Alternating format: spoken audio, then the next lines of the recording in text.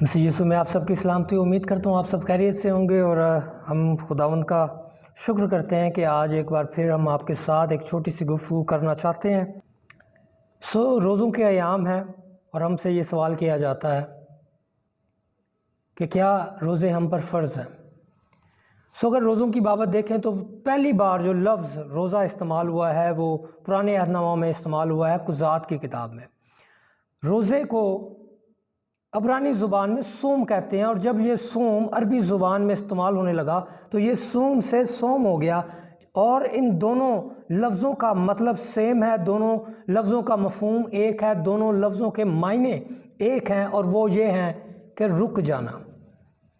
اگر اس کا مفہوم یہ ہے، اگر اس کا مفہوم اور مطلب یہ ہے کہ رک جائیں تو یہ ہم پر فرض ہے۔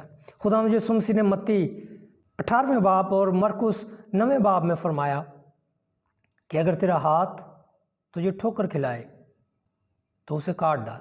کیا خداوند یسوع مسیح نے ہمارے ہاتھوں کو کاٹنے کے لیے کہا؟ نہیں، بلکہ خداوند یسوع مسیح کے کہنے کا مطلب یہ تھا کہ اگر تیرا ہاتھ بدی کی طرف بڑھ رہا ہے، اگر تیرا ہاتھ چوری کی طرف بڑھ رہا ہے، اگر تیرا ہاتھ کسی کو مارنے کے لیے بڑھ رہا ہے، اگر تیرا ہاتھ کسی عورت کے گال پر تماچا مارنے کے لیے بڑھ رہا ہے تو اسے روک، کیونکہ یہ تیرے لیے بہتر ہے۔ خدا کی بادشاہی میں داخل ہونا تو دور، تو اسے دیکھ بھی نہیں سکتا۔ آئیے اس بات پر غور کریں، صرف 40 دن خود کو کھانا کھانے سے نہ روکیں، بلکہ سال کے 365 دن رک جائیں۔ آئیے اپنی آنکھوں کا روزہ رکھیں، جو بدی کی طرف نگاہ کر رہی ہے اسے روک دیں۔ آئیے اپنے ہاتھوں کا روزہ رکھیں، جو بدی کی طرف بڑھ رہا ہے اسے روکیں، اس کا روزہ رکھیں۔ آئیے اپنے پاؤں کا روزہ رکھیں، جو بدی کی طرف جا رہے ہیں اس کا روزہ رکھیں تاکہ وہ اس بدی کی طرف جانے سے رک جائیں۔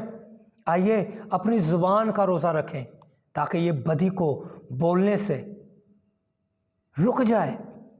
ایسا روزہ رکھیں جو خداوند کو پسند ہے، ایسا روزہ رکھیں جو مجھ پر فرض ہے، ایسا روزہ رکھیں جو میرے اور آپ کے خداوند یسوع مسیح ناصری کو پسند ہے۔ آج کے لیے اتنا ہی۔ بہت شکریہ۔ خداوند آپ سب کو بہت برکت دے۔